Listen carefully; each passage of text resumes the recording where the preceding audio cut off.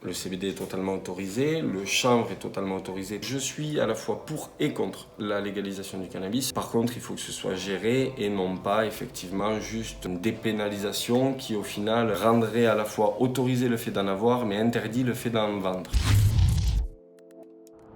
Bonjour NFCA Média, je suis Mike, gérant de CBD Toulouse. Le CBD est une molécule présente dans tous les pieds de chanvre et de cannabis, une molécule non psychotrope. Le CBD étant une molécule absolument dissociée du THC, elle ne comporte pas de THC en elle-même. Par contre, les plantes produisant du CBD, elles contiennent du THC qui légalement en Europe ne doivent pas dépasser 0,2%. Les formes sont diverses et variées, ça commence par de la fleur, de la résine, des huiles sublinguales principalement, des cosmétiques, des tisanes, des infusions.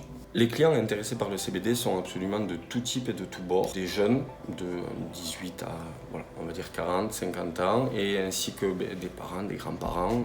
Ce matin encore, une personne de 90 ans me contactait. Et parmi cette clientèle, du coup, on a tout type, des personnes qui vont très bien, des personnes qui sont en détresse psychique, anxieuses, stressées, mais aussi des cas graves de pathologie du type cancer, Parkinson, fibromyalgie et bien d'autres. Le CBD allant directement sur le système nerveux central pour toucher en fait le système qu'on appelle le système endocannabinoïde permet vraiment un apaisement du système nerveux et donc de douleur principalement. La législation, bien que on a pu penser à une époque qu'elle était floue. Pour nous, en tout cas les professionnels, elle est loin d'être floue, elle est même très claire. Le CBD est totalement autorisé, le chanvre est totalement autorisé tant que son taux de THC ne dépasse pas 0,2%, qu'il est issu évidemment de génétique autorisée au niveau européen. Suite, un article de la Mildeca de juin 2018 disant que c'était 0% dans le produit fini et pas de feuilles, pas de fleurs, sauf qu'un texte de loi se doit d'être passé par l'Assemblée nationale ainsi que d'avoir eu un décret de mise en application, chose qui n'existe pas. Donc ils font peur à beaucoup de gens avec cette petite ligne entre parenthèses qui en soi,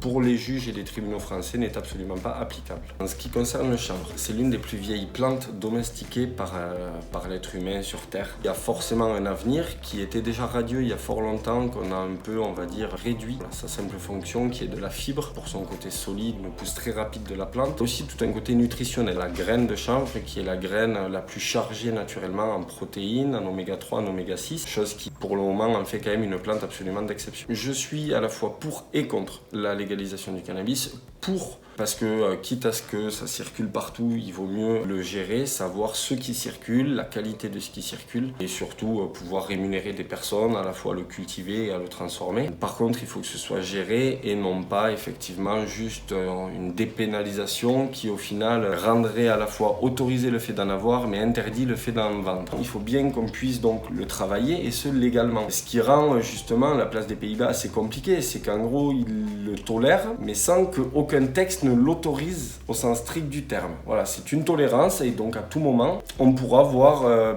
les coffee shops là-bas fermés tout simplement. Pour moi, l'avenir du CBD est entre guillemets, je dirais, beau. Il y aura toujours des complications qui seront amenées à exister, la possibilité que certains produits soient réservés notamment à la pharmacie. Pour ma part, c'est pas vraiment embêtant tant que les gens continuent à y avoir accès et surtout à avoir accès à un produit propre, sans dépendance, sans accoutumance. Chose qui, dans la pharmacie, n'est pas forcément l'intérêt primordial.